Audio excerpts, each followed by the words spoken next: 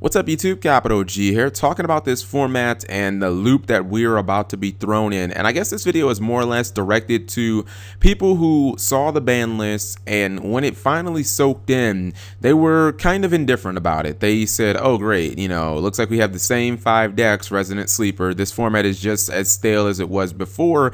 And I think that is about to change in like pretty much a week. For anybody who has that mindset, like, all I'm gonna say is just wait a week, and I think that things are definitely gonna liven up a bit. Now, I mean, I think a lot of this has to do with the fact that I guess you could call them the big 5, which is, I classify them as Dolls, Necros, S-Knights, Cleafort, Burning Abyss. These are pretty much the decks that you're going to see most played in like the high level events. You still have other great decks. Everybody knows my love for Ritual Beast and how much respect I have for that deck. You can throw Yosenju in the mix too, and then I guess maybe like a little lower you could add in things like Volcanics and whatnot. Those are pretty much the bulk of the competitive decks, but these are the most played ones.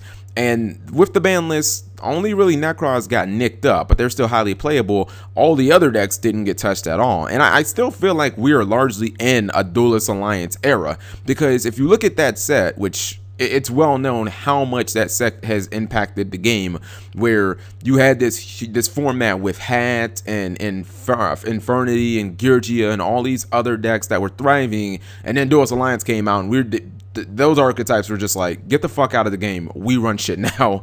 And we've never really looked back. I mean, yeah, we got newer decks from the new challengers like Cleafort that did a lot. From the Secret Forces, we got Necros, but these decks from like Duelist Alliance have never, in my opinion, fallen off. There's never been a point where one of these 3 decks was like not like a significant part of the meta, and a year later they still seem to be. And I think that it's more or less fatigue from these decks. People are just sick of seeing Dolls, they're sick of seeing S-Knights, they're sick of seeing Shadows, because they have not gotten any type of hits, and they're still such prominent decks because the power creep of this set was so high that unless the power creep is high, like really high, an archetype is probably not going to be as good as these, even if it comes out after these. Now, I think that this is about to change with the next couple of sets that we're going to get, Clash of Rebellion and Cross Souls. And another reason why I think that we're still seeing the Duelist Alliance archetypes even a year later is because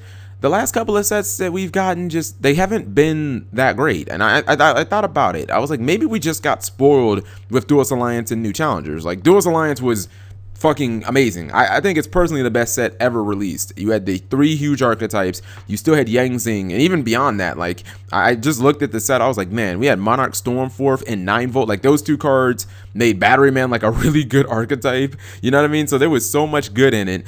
And then even with the secret, or with the new challengers, like right afterwards, we got another huge blockbuster archetype, one that it made you completely think what pendulums could, like, it made you rethink about pendulums, because Performer Pals just weren't, or Performer Pals weren't doing it. And then you look at Cleafort and you're like, holy crap, so this is how good a pendulum archetype can be. And you had obviously more support for this deck, and this deck, the Duelist Alliance decks. But then Konami, I guess you could say, they stumbled with the Secrets of Eternity, and like even more so with Cross Souls. So the last 2 sets haven't been that good, and they really haven't brought in those huge dynamic archetypes that have been as powerful as the Duelist Alliance ones.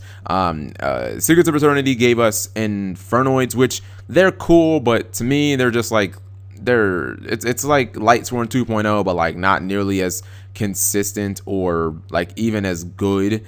And then with Cross Souls, it's like, if your flagship archetype for that set is going to be the Zephyr, then you can just have that shit. Because I still don't understand what the fucking Zephyr was supposed to be. I don't even think that the archetype is that good, but that's just a really hard it's like a really hard to play deck, and it's just a random clusterfuck of a whole bunch of other archetypes. I guess like these 5, except replace this with Spirit Beast.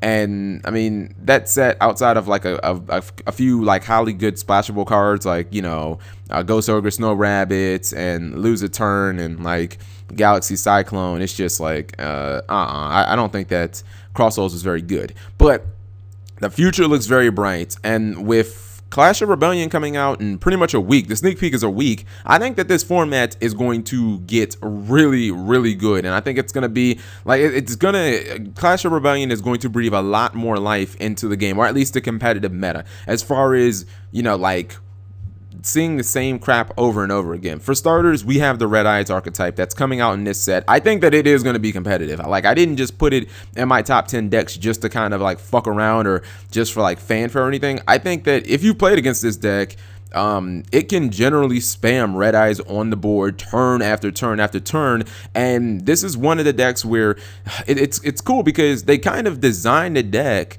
like you would a deck out of or an archetype from the TV show, because this is one of the decks where you always want to go into the boss monsters because they're so good. Like the Flare Metal Dragon, this card is freaking amazing. Can't be destroyed by effects. White has materials, has that crazy burn effect. You look at the Kosmos, we only know of like 5 cards, but a lot of people are already saying like this deck is going to be highly competitive, and I actually concur. The deck makes so much advantage off of like one card plays. I mean, if you get poked with a Farm Girl, you can just literally lose the duel right then and there if your opponent has like Cosmo Town, because they essentially get the add one. They will attack you for the Forerunner during the battle phase, so you'll take an additional 28. I think if my math is right, you take 5,300 off of essentially one attack. The Farm Girl's attack, you end up taking like 5,300, and then off Cosmo Town, they just add the Farm Girl back. So it's like crazy advantage. And you even have the Arrow Mages, which I've played against the deck. It's more annoying than I would say it is highly competitive, but I think that this deck is good enough to like potentially top a regional. I'm not ready to go to like the YCS level, so this should be another archetype that, if nothing else, is really kind of annoying. And it can kind of be, I'm trying to think of another deck to compare it to. It's just like you really hope that you don't run into it at an event, because it's so much work having to fucking play against this deck and grind and think, oh great, I can't activate my Upstart Goblins, otherwise I could literally lose the duel, you know what I mean?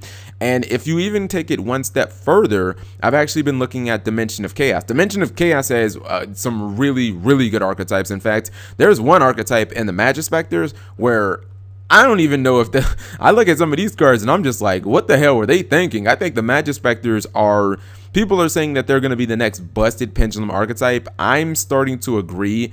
The fact that it's like, not only do so many of them search, not only do so many of them when they're summoned, they search their spells and traps, which basically like every single spell and trap that they have is like a fucking kind of like pseudo Icarus attack. But then once per turn, like none of them can be targeted or can be destroyed by effects. They built that into like the entire archetype, which is beyond me. That archetype is amazing. You've got the Gredos, which I don't even like calling them the Gredos. I just like call them Snatch Steal the deck, because the whole deck is kind of revolving around just taking your opponent's monsters. It's buku annoying. I've played against the deck on stream before. You cannot summon a boss monster against that deck and leave it unprotected. Like if you summon a construct against Gredos and you don't have like an effect veil, well, effect veil won't help because they trigger in the graveyard. If you don't have like a Shadow Fusion as like a follow-up play or something like that, like you're gonna get wrecked by this deck, because if you summon boss monsters against them, they will just ram into your boss monsters, they will take your boss monsters, and then they will beat you down with your own boss monsters.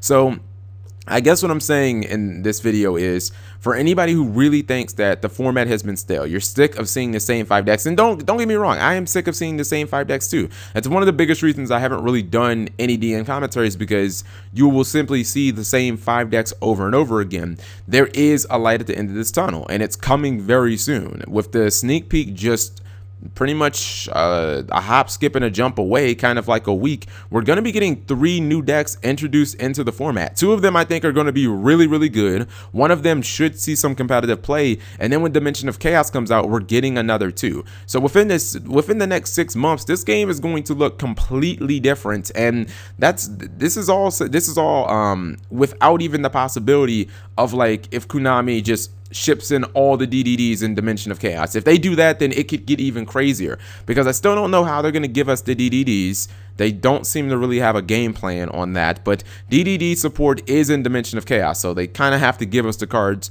but like you would hope by the time that set comes out. So let me know what you guys think. And again, I didn't forget about Blackluster Soldier, like the BLS archetype. I've played against it. I don't think it's that good. I don't think it's as good as these fives. I don't really think that it'll see much play outside of like casually. I think these decks can all be played like competitively. So I think that the format is definitely about to get a lot more interesting in pretty much like 10 days. Thank you guys for watching as always.